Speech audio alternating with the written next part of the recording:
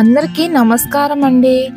ఈ రోజు అయితే ఆదివారం రోజు నేనేమేమి పనులు చేశాను, ఎక్కడెక్కడికి వెళ్ళాము, అలాగే ఈ రోజంతా మాకు ఎలా గడిచింది, అంతకు ముందు రోజు నైట్ మా వారు వస్తూ ఏం తెచ్చారు, అలాగే మనం కొన్ని విషయాలు నేర్చుకుందాం। జీవితంలో ఏ విధంగా ముందుకు వెళ్ళాలి, కుల మతాలు అనేవి ఎక్కడ చూడాలి, ఎక్కడ చూడకూడదు, కులం మనకి కూడు పెడుతుందా, మతం అనేది మనకి జీవితాన్ని ఇస్తుందా అని ఒక చిన్న విషయం గురించి క్లారిఫై ఇవ్వబోతున్నాను। కుల మతాల గురించి మాట్లాడుకుంటూ మా ఇంట్లో నేనేమేం పనులు చేశాను అనేటువంటి చిన్న వ్లాగ్ అయితే చూసేయండి। మీరు ఉదయాన్నే నిద్రలేచి మా ఇంటి ముందు మా ఇంటి వెనుక ఉన్నటువంటి పచ్చని వాతావరణాన్ని మీకు చూపించాలి అని చెప్పేసి చిన్న వీడియో తీసేసి తర్వాత క్రిందికి వచ్చి సామాను మొత్తం కూడా ముందు రోజు నైటు కడిగి ఆరపెట్టినటువంటి సామానం శుభ్రంగా ఎండ వచ్చేంత వరకు ఉంచి ఎండలో ఆరపెట్టి తడి లేదు అనుకున్నాకే వాటిని గోతంలోకి సర్ది ఆ గోతాన్ని పైకి అయితే ఎక్కించేశాను। ఏమండోయ్, మీది ఏ కులం, మీరు ఏ దేవుని ప్రార్థిస్తారు, మీరు ఏ గుడికి వెళ్తారు, మీది ఏ క్యాస్టు, మీకు ఎంత డబ్బు ఉంది, మీరు పేదవాళ్ళ లేదంటే ధనికులా అనే వివరాలు ఎవరైతే ఎక్కువగా తెలుసుకుంటూ ఉంటారో వాళ్ళు ఎప్పుడూ కూడా మనుషుల దగ్గర ఒకే స్వభావం కలిగి ఉండరు। ఎందుకు అంటే మతాన్ని బట్టి గౌరవిస్తూ ఉంటారు, కులాన్ని బట్టి మర్యాద ఇస్తూ ఉంటారు, అలాగే డబ్బును బట్టి ప్రవర్తిస్తూ ఉంటారు। చాలామంది బయట దేశాలకు బయట రాష్ట్రాలకు వెళ్ళినప్పుడు మన వాళ్ళు అనేవాళ్ళు ఒక్కళ్ళు కనిపించినా చాలు ఊపిరి పీల్చుకున్నంత పని అవుతుంది, ఎక్కడ లేని సంతోషం ఆనందం ఉట్టి పడుతుంది। అదే ఒకే క్యాస్ట్ వారు కనిపిస్తే ఇంకా చెప్పలేనంత ఆనందం, అదే ఒకే మతం వారు కనిపిస్తే ఇంకా ఎక్కువ ఆనందం। అది బయట మాత్రమే, నిజానికి అంత ప్రేమే గాని ఉంటే, అంత ఇష్టమే గాని ఉంటే మరి సొంత ఊరిలో ఉన్నప్పుడు పక్క పక్కనే ఉన్న ఇళ్ళవారి మీద ఎందుకంత రాగద్వేషాలు, ఎందుకంత పగలు ప్రతీకారాలు। ఇక కులం విషయానికి వస్తే చాలామంది మీదే క్యాస్టు ఇలా అడుగుతూ ఉంటారు। ఎవరైనా సరే మీది ఏ క్యాస్ట్ అని అడిగేవారికి, మీది ఏ కులం అని చెప్పి ఫీలింగ్ అయ్యేవారికి, మా కులం కాదు వీళ్ళు అని ఫీల్ అయ్యే వాళ్ళకి ఈ వీడియో, ఈ కులం అనేటువంటి ఒక విషయం గురించి ఫుల్ క్లారిటీ ఇవ్వబోతున్నాను। మీది ఏ మతం అని అడిగే వారికి కూడా ఇదే వీడియో ఫుల్ క్లారిటీ అండి। ఉదయం నిద్ర లేచిన దగ్గర నుంచి రాత్రి పడుకోబోయే వరకు మనం వాడే ప్రతి ఒక్క వస్తువు ఏ కులం వాళ్ళు తయారు చేశారో మనకు తెలుసా, అలాగే ఏ మతం వాళ్ళు తయారు చేశారో మనకు తెలుసా। ఫర్ సపోజ్ ఇప్పుడు మనం నిద్ర లేచిన వెంటనే ఇల్లు ఊడ్చుకోవాలి, ఇల్లు ఊడవాలి అంటే చీపురు కావాలి, చీపురు మరి ఏ కులం వాళ్ళు తయారు చేశారు, ఏ మతం వాళ్ళు తయారు చేశారు, దాని సంగతి పూర్తి వివరం మనకి తెలుసంటారా। కులం అని చెప్పి ఎవరైతే కొట్టుకుంటూ ఉంటారో వారికి ఈ ప్రశ్న అండి, మరి మీ కులం వాళ్ళు తయారు చేసిన చీపురే మీరు వాడాలి కదా ఇంట్లో, మీ ఇల్లు శుభ్రం చేసుకునేందుకు। మనం బయటకు వెళ్ళేటప్పుడు అడుగు బయట పెట్టాలి అంటే ఖచ్చితంగా చెప్పులైతే కావాలి, ఆ చెప్పులు లేకుండా ఒక్క అడుగు వేసిన రాళ్ళు గుచ్చుకొని ఏవేవో గుచ్చుకొని శరీరం అంతా కూడా నొప్పి పెడుతూ ఉంటుంది అరికాలు। మరి ఆ చెప్పులు ఏ కులం వారు తయారు చేశారో, ఏ మతం వారు అమ్మారో మీకు తెలుసా, మరి మీరు ఎక్కడ నుండి కొనుక్కొచ్చారో, ఆ అమ్మిన వాళ్ళు ఏ కులం, తయారు చేసిన వాళ్ళది ఏ మతం। మరి ఇంకా ఇంకొక విషయానికి వస్తే మనం రోజు ధరించే దుస్తులండి, మరి ఈ దుస్తులు ఎవరు తయారు చేశారు, ఎవరు మరి ఈ బట్టలు తయారీ ఏ కులం వాళ్ళది, ఏ మతం వాళ్ళది అని ఎప్పుడైనా మీరు ఆలోచించారా? ఆలోచించలేదు కదా। మనకి నచ్చిన బట్టలు షాప్లోకి వెళ్ళి డబ్బులు చెల్లించి మరీ తీసుకొని వస్తున్నాం। నిజంగా మీరు కులం అని చెప్పేసి క్యాస్ట్ ఫీలింగ్ అయ్యేటువంటి వాళ్ళు మరి మీ కులం వాళ్ళు తయారు చేసిన బట్టలే ధరించాలి కదా। మరి శరీరానికి చలికాలం వచ్చేసింది ఇప్పుడు. మరి చలికి తట్టుకోవాలి అంటే చలికోట్లు దుప్పట్లు వాడుతున్నాము. మరి ఈ చలికోట్లు ఏ కులం వారు తయారు చేశారో, వేరే కులం వాళ్ళు తయారు చేసినవి మీరెలా వేసుకుంటారండి? అనుక్షణం కులం కులం కులం కులం అని అంటూ ఉంటారే, వారికండి ఈ ప్రశ్న. మీరు నివసించే ఇల్లు, ఆ ఇల్లు మరి ఎంతమంది కులాల వాళ్ళు వచ్చి కట్టారు? ఎన్ని మతాల వాళ్ళు వచ్చి మీకు ఇంటిని తయారు చేసి ఇచ్చారు? వేరే కులం వాళ్ళు కట్టి ఇచ్చిన ఆ ఇంటిలో మీరు ఎలా ఉంటారండి? మీ కులం వాళ్ళనే తెచ్చుకొని కట్టించుకోవాలి కదా ఇల్లు. మరి వేరే కులాల వాళ్ళని ఎలా తీసుకొని వస్తారు? కులం కులం కులం అని చెప్పి ఎవరైతే అనుక్షణం తపన పడుతూ ఉంటారో వాళ్ళకండి ఈ ప్రశ్న. సరేనండి, మీరు ఈరోజు భోజనం చేశారా అండి? టిఫిన్ చేశారా అండి?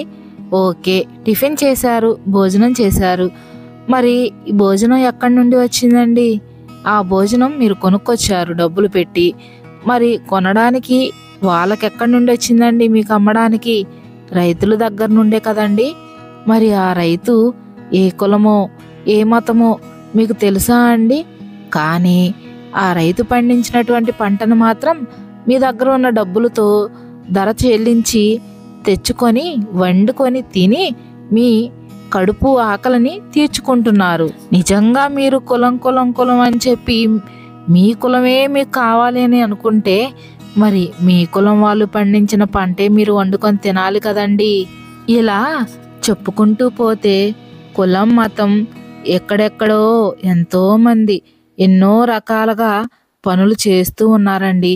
మన నిత్య జీవితంలో ప్రతి ఒక్క వస్తువు మనం వాడుతున్నాము అంటే ఏ కులం వాళ్ళు తయారు చేసి పంపించారు, ఏ మతం వాళ్ళు తయారు చేసి పంపించారో మనకి నిజంగా తెలియదండి.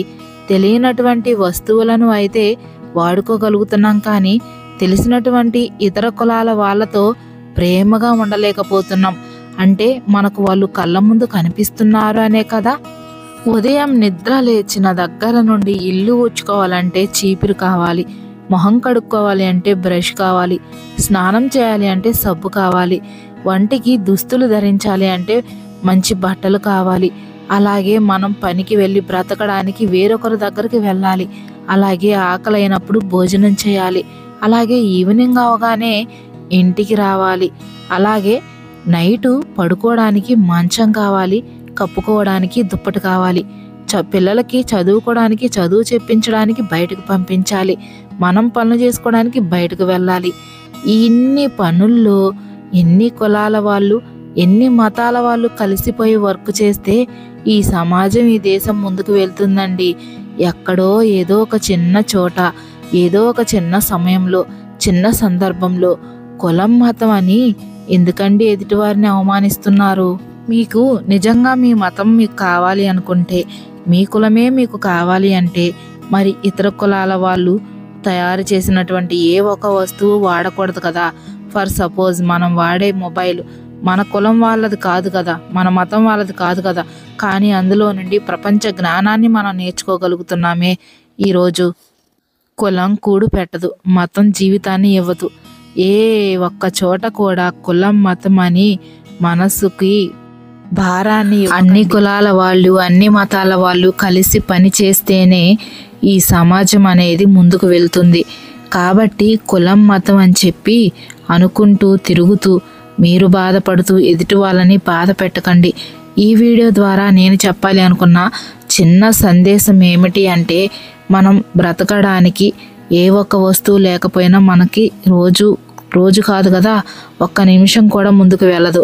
అలాంటిది మనకు తెలిసి ఉన్నటువంటి వారిని, మన కళ్ళ ముందు కనిపించే వారిని క్యాస్ట్ ఫీలింగ్తో చూడడం అది కరెక్ట్ కాదండి. అంతగా క్యాస్ట్ ఫీలింగ్ ఉంటే ఖచ్చితంగా మీరు చూపించుకోవాల్సిన ప్లేస్ ఏదైనా ఉంది అంటే మీ ఇంట్లో జరిగే ఫంక్షన్కి మీ క్యాస్ట్ వాళ్ళని పిలుచుకోండి. చాలామంది పనిచేసే దగ్గర కూడా క్యాస్ట్ ఫీలింగ్ అనేది చూపిస్తూ ఉంటారు. పక్కన ఉండేదానికి క్యాస్ట్ ఫీలింగ్ చూపిస్తూ ఉంటారు, తోడు వచ్చేదానికి క్యాస్ట్ ఫీలింగ్ చూపిస్తూ ఉంటారు, కలిసి వెళ్ళేదానికి క్యాస్ట్ ఫీలింగ్ చూపిస్తూ ఉంటారు. ప్రతి ఒక్క విషయంలో క్యాస్ట్ ఫీలింగ్ అనేది చూపిస్తూ ఉంటారు. నిజానికి ఏ క్యాస్ట్ అయినా సరే తినేది అన్నమేనండి, గడ్డైతే కాదు.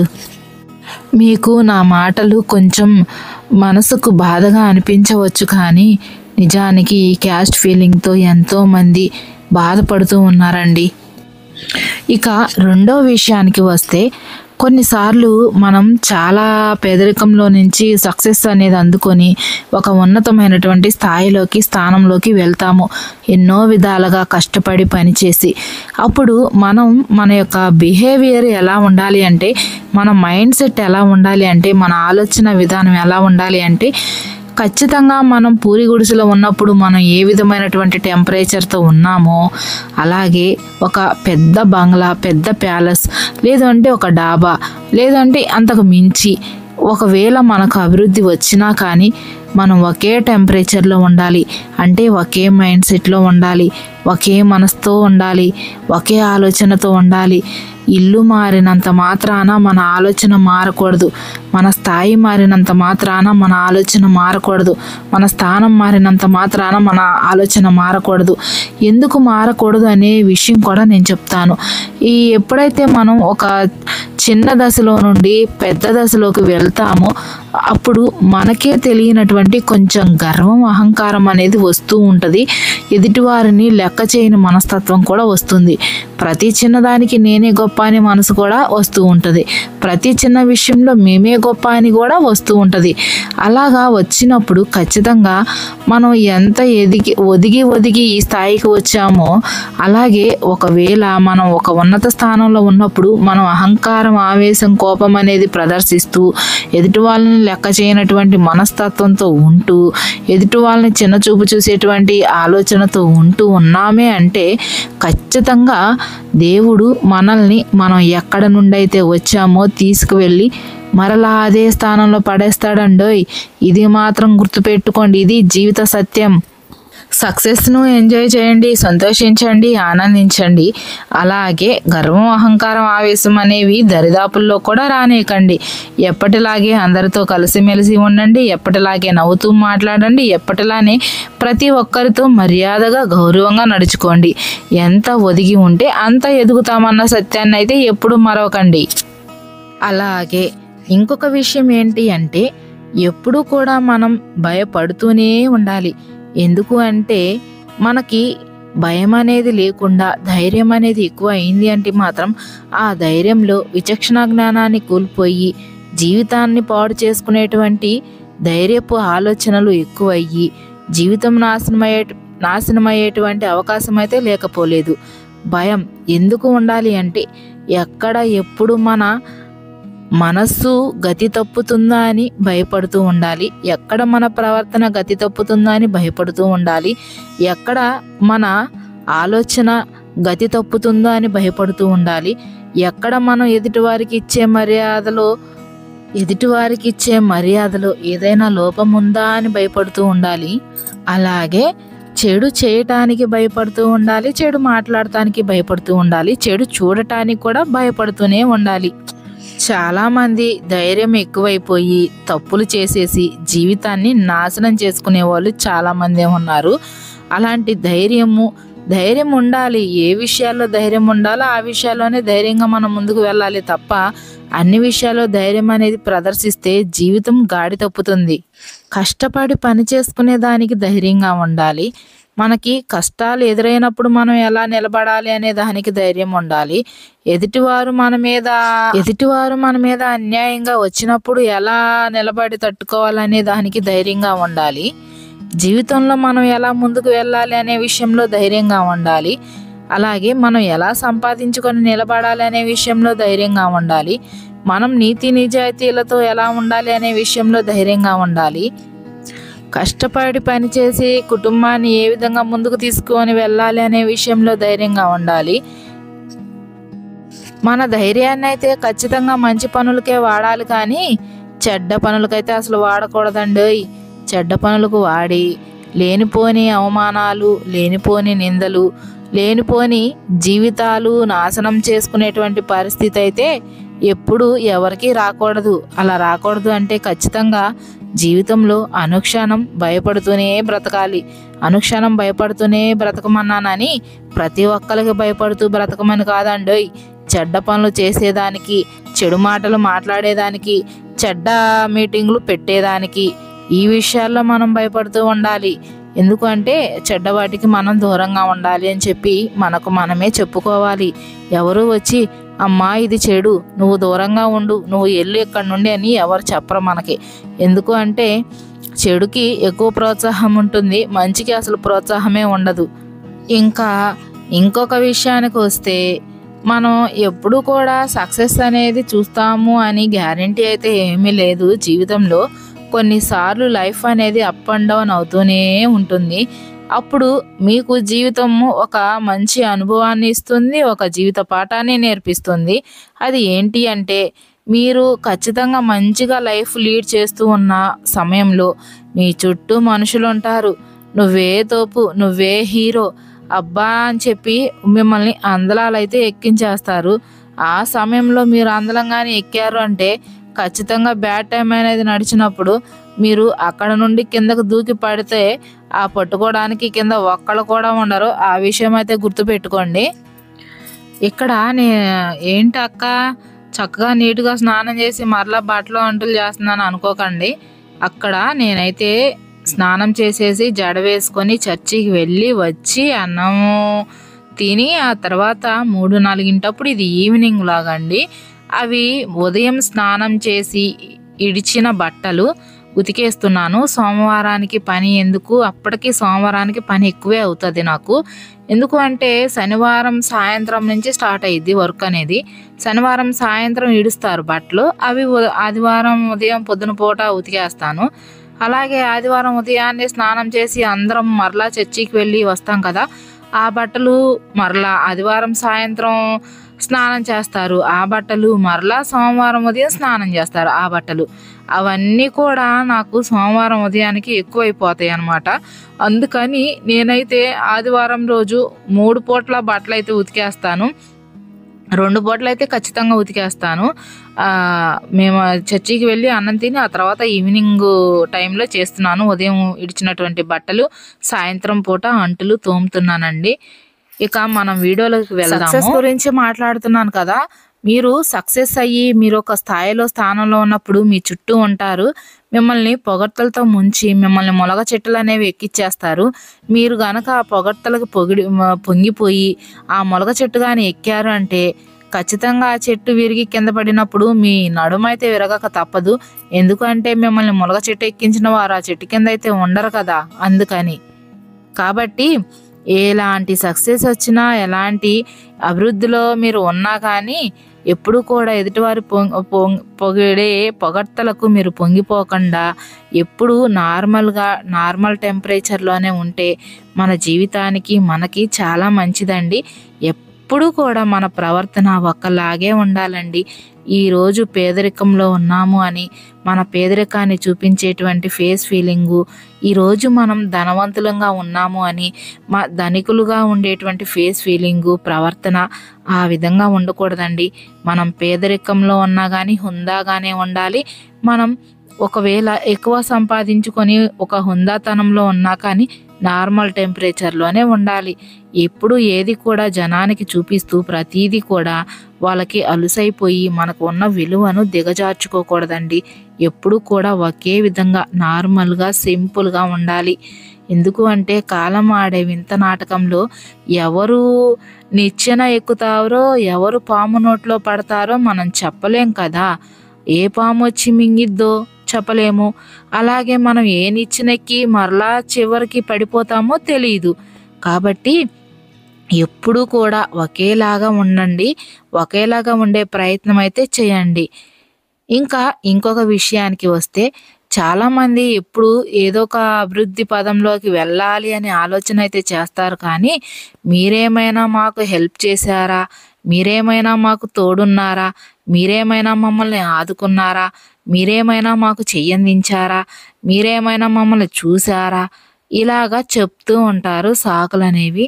నిజంగా నీలో హార్డ్ వర్క్ అనేది ఉంటే ఒకళ్ళు నిన్ను కిందకి లాగేది లేదు, ఒకళ్ళు నిన్ను పైకి ఎక్కించేది లేదు. నీ హార్డ్ వర్కే నిన్ను పై స్థాయిలోకి తీసుకువెళ్తుంది.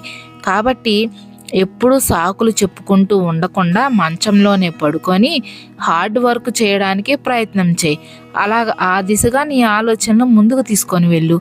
ఇది ఎవరికి చెప్తున్నాను అంటే, ఎవరైతే నేను సక్సెస్ అవ్వాలనుకుంటుంటే వీళ్ళు నన్ను కిందకి లాగేస్తున్నారు, వాళ్ళు తొక్కేస్తున్నారు, వీళ్ళు తొక్కేస్తున్నారు అని చెప్పి ఎప్పుడు ఏదో ఒక మాటలు ఎవరో ఒకరి మీద చెప్తూ ఉంటారు. నిజంగా అంటే నిజంగా మనలో కష్టపడే తత్వమే ఉంటే ఆ కష్టమే నిన్ను ఒక పై స్థాయిలోకి తీసుకువెళ్ళి నిలబెడుతుంది.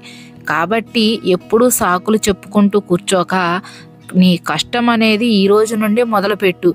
నీ జీవిత గమ్యం ఏంటన్నది తెలుసుకో, నీ లక్ష్యం ఏంటి అన్నది తెలుసుకో. జీవితంలో ఎప్పుడూ కూడా పోరాటం చేస్తూనే ఉండాలి. పోరాట యోధుల వలె పని చేస్తూనే ఉండాలి, పరిగెడుతూనే ఉండాలి. ఒక్కసారి పరిగెట్టడం ఆగిపోయావో నీ కంటే వెనక వచ్చిన వాళ్ళు దూసుకొని పోతూ ఉంటారు. ఈ ఒక్క చిన్న విషయాన్ని గుర్తుపెట్టుకొని ఏ సమయం కూడా వృధాగా పోనీయక ప్రతి క్షణాన్ని, ప్రతి నిమిషాన్ని, ప్రతి గంటని, ప్రతి రోజుని నీ జీవిత అభివృద్ధి కోసం వాడుకుంటూ జీవితంలో మీరందరూ కూడా ముందుకు వెళ్ళాలని ఆశిస్తూ మీ Telugu motivation experience life lessons channel Baji Lakshmi చెప్తుందండి. ఛానల్ పేరు చాలా పొడవైంది. ఎందుకు అంటే తెలుగు అనేది మనం భాష, మోటివేషన్ అనేది ఎదుటివారికి ఉపయోగపడేది, ఎక్స్పీరియన్స్ అనేది నా అనుభవాలు, అలాగే లైఫ్ లెసన్స్ అనేవి ప్రతి ఒక్కరి జీవిత పాఠాలు. అలాగే నేను చేసే వర్క్ ఏంటంటే వ్లాగు. అవన్నీ కలిపి పెడితే ఇంత పెద్ద పేరైందండి ఛానల్ పేరు. మీరైతే లైఫ్ లెసన్స్ అని కొట్టినా, తెలుగు మోటివేషన్ అని కొట్టినా నా ఛానల్ అయితే మీకు రికమెండ్లో వచ్చేస్తుంది. కాబట్టి ఈ వీడియో చివరి వరకు వచ్చారు అంటే మీకు ఖచ్చితంగా వీడియో నచ్చే ఉంటుంది. ఈ కష్టానికి ఒక చిన్న లైక్ ఇచ్చి సపోర్ట్ చేస్తే మరికొన్ని విషయాలతో, మరికొన్ని మోరల్ వాల్యూస్తో, మరో వీడియోతో మీ ముందుకైతే నేను వచ్చేస్తానండి. అప్పటి వరకు థ్యాంక్ యూ అండి. మీ అందరూ బాగుండాలని మనస్ఫూర్తిగా ఆ దేవుణ్ణి అయితే అడిగేస్తాను. Thank you so much.